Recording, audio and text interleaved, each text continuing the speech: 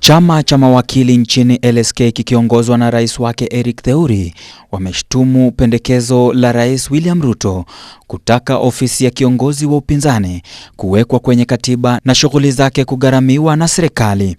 Kulingana na Theuri, hii ni kinyume na sheria na iwapo itatekelezwa basi inafaa kufuata taratibu za kisheria. It is noted that the President further proposed that this amendment should be pursued without taking the Kenyan electorate through a referendum.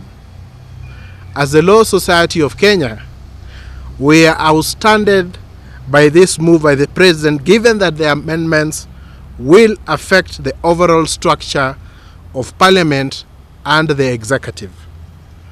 The Constitution is very clear on the means of amending the Constitution with Article 255, providing the matters that require a referendum, and any amendment not related to matters mentioned in Article 255(1) are to be enacted by Parliament or by popular initiative.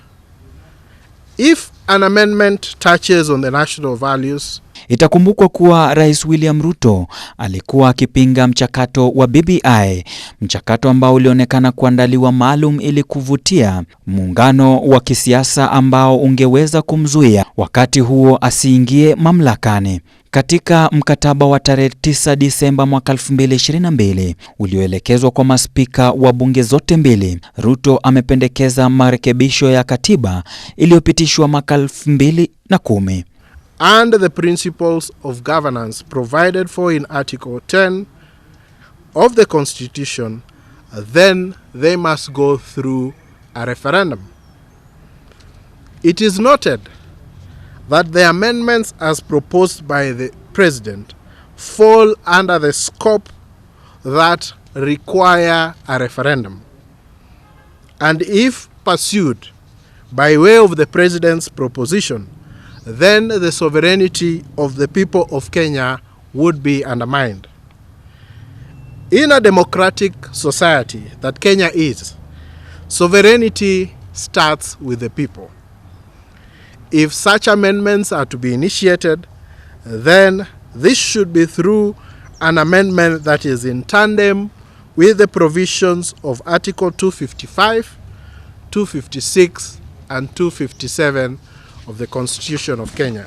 Ili kuimarisha usimamizi wa bunge kwa watendaji, Rais amependekeza marekebisho ya kanuni za kudumu ili kurahisisha makatibu wa mawaziri au makatibu tawala wakuu katika shughuli za bunge na kujibu maswali yanayoulizwa na wabunge kwa nafasi zao za wananchi. We also note that part of the amendments that the President proposes to deal with relate to gender.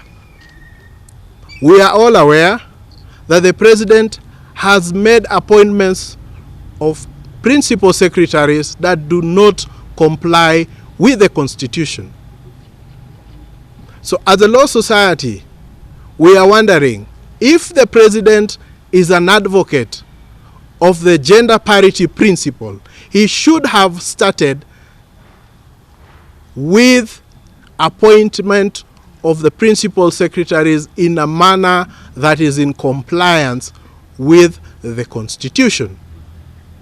And so therefore, it is a position of the law society that there are greater issues that are facing the country. Baadhi ya mapendekezo, Ruto anataka wajumbe na mabunge hayo mawili kuongoza shughuli hiyo baada ya mahakama ya juu katika kesi ya BBI kudhibitisha kwamba mkuu wa nchi au rais wa nchi hana mamlaka ya kuanzisha mabadiliko ya katiba.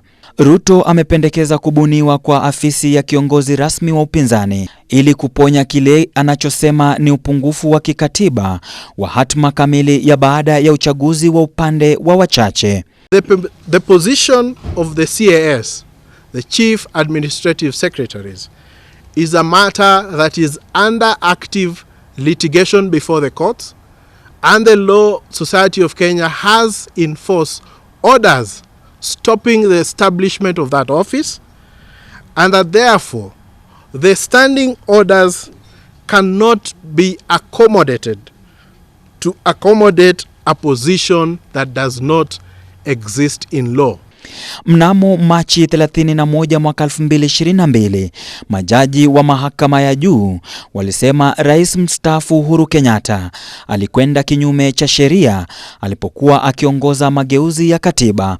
Walisema ilipaswa kuongozwa na wananchi, sio rais wa nchi aliyeketi mamlakani. And we want to urge the president that there are greater issues that concern the executive other than the proposed unconstitutional amendments. We call on Parliament and all right-thinking Kenyans to resist the attempt to mutilate our constitution, to change the basic structure of our constitution to accommodate an office that is not in consonance with the presidential system of governance that this country gave itself when it adopted the 2010 Constitution. The Law Society calls upon the Speaker of the National Assembly to note that the proposed amendments are unconstitutional.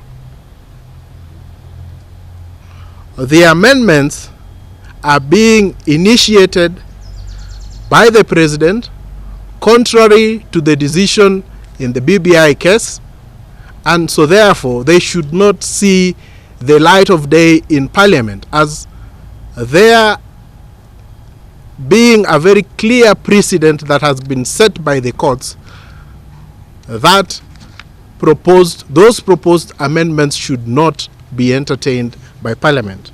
Nikiripotia runinga ya Ebro, mimi ni Ode Francis.